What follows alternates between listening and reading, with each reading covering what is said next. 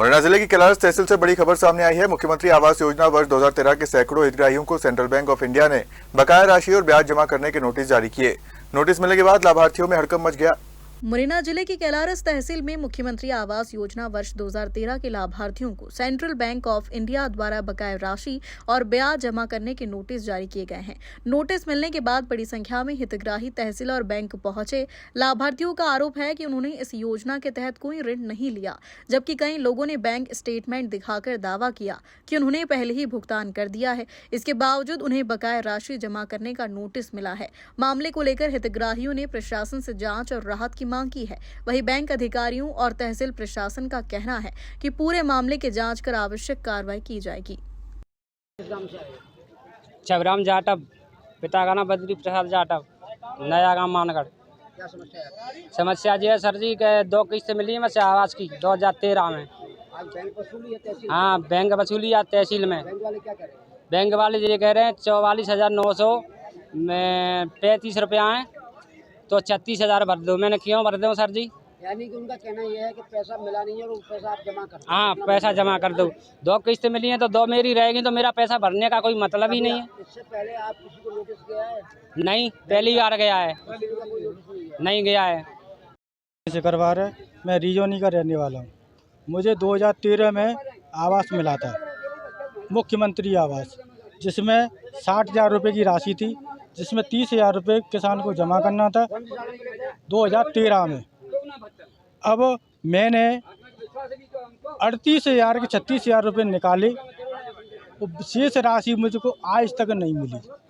वो राशि कहाँ चली गई इसकी जानकारी न तो बैंक में 2015 तक बैंक में भी गया, स्टेटमेंट भी निकाला, पर पैसे नहीं निकला। मैंने 15/3/2013 में 18,000 रुपये की किस्त निकाली थी लास्ट। शासन के द्वारा ये आपको राशि वापस करने के लिए दी गई थी या निःशुल्क आवास दिए गए थे? नहीं, ऐसे 50% की छूट पे मिले थे। क्यों?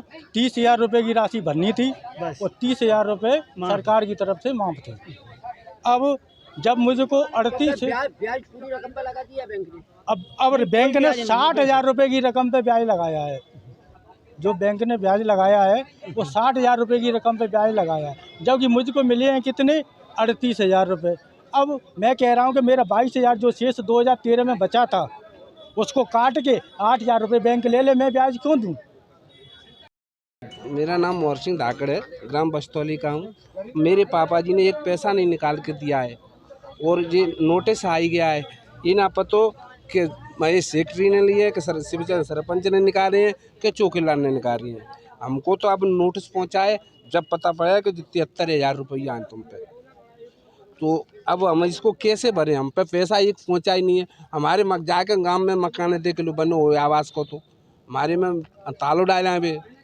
आपने इस संबंध में अधिकारियों से जो आए हैं बैंक के कर्मचारी, उनसे बात की है क्या? बात की है तो बिन्नू करें, पैसा तो भरना पड़ेगा। नहीं तो आपने अपनी समस्या बताई? हाँ बताइए, पूरी बताइए समस्या जी, फिर भी इन्होंने करें कि आज सेंट्रल बैंक ऑफ इंडिया की तरफ से जो आरआरसी की केसेस आए थे, उसमें ब्रिक्स योजना के तहत हम लोग वसूली करते हैं। तो वसूली के लिए हम जो प्राइमरी नोटिस जारी करते हैं, उसके तहत हमने मांग की सूचना जारी की थी। आज की डेट लगी थी, तो जिन लोगों को हमने सूचना दी थी वो आज किसान उपस्थित हुए हैं। कुछ किसानों ने उसको सही मान के अपनी वसूली की राशि जमा कर दी है। कुछ किसानों द्वारा आपत्ति आई है कि उनके द्वारा ऐसी कोई राशि बैंक से नहीं ली गई है, तो उनकी आपत्ति के निराकरण के लिए हमने उनका आवेदन लिखित में ले लिया है और आगे उस पर निराकरण किया जाएगा। अभी तक सर कितनी वसूली हो चुकी है? अभी 2,35,000 के आसपास अभी तक की वसूली हो गई है। सर आगे की क्या कार्रवाई? आगे के लिए ये है कि जो भी नोटिस देने के बाद नहीं आए हैं किसान, उनको हम पुनः एक बार नोटिस जारी करेंगे। अगर उसके बाद भी वसूली की राशि जमा नहीं करते हैं तो हम उनकी चल संपत्ति की जानकारी लेकर उसमें कुर्की की कार्रवाई करेंगे। सर कुछ लोगों का कहना है कि हम लोगों ने लोन लिया है आवास के लिए। नहीं, जो भी किसान ऐसा कह रहे हैं कि हमारे द्वारा लोन नहीं लिया गया, उसके संबंध में हम बैंक से जानकारी लेंगे, उसके बैंक का पक्ष सुनेंगे कि भाई उनने लोन लिया तो उनके पास डॉक्यूमेंट होंगे, तो बैंक का पक्ष सुन के और किसान का पक्ष सुन के उसके बाद ही हम कोई निर्णय लेंगे।